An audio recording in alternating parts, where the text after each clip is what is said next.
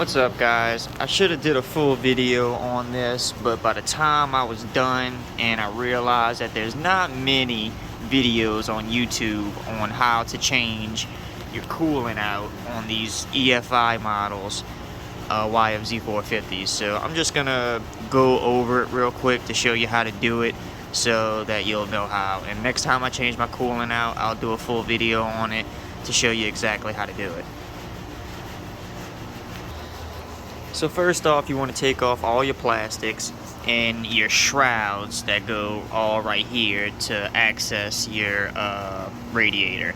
And then you also going to want to take off your gas tank, because once you take off your gas tank, it'll be easier to take off your reservoir and take that all out, because if you're changing your coolant to a different coolant, then you have to change it. You have to clean it out, basically.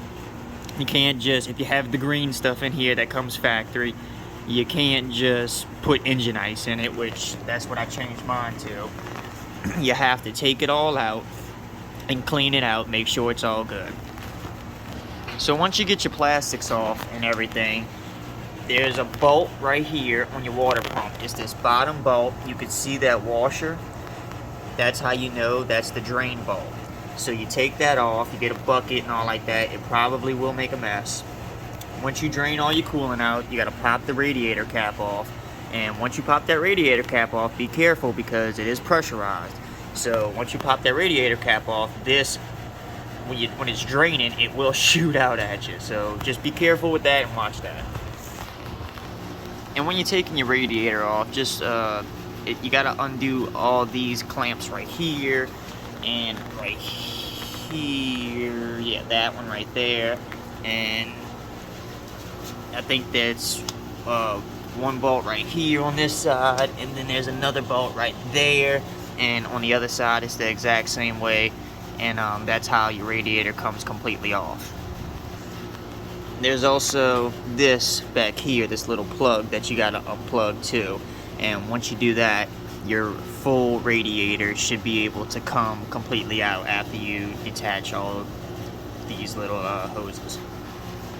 Now once you get everything put back on like this, or whatever, after you done washed everything out, cleaned it out and all like that, and like I said, if you're putting the green stuff back in, you really don't even have to take all this off. The only reason you have to take off the radiator is to clean it out if you're putting a different coolant in.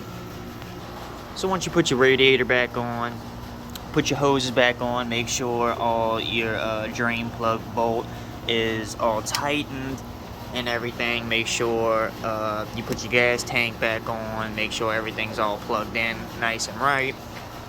And also, when you put this back on, make sure you fill up your reservoir with the coolant that you're using, and then take this off, like I said, and fill it up to where it's at the tippy top. Once you're done filling it up, you're gonna want to start your four-wheeler. Some people do it with the cap off and all like that. That's fine also. You're gonna really want to do it with the cap off because you gotta top it off and everything.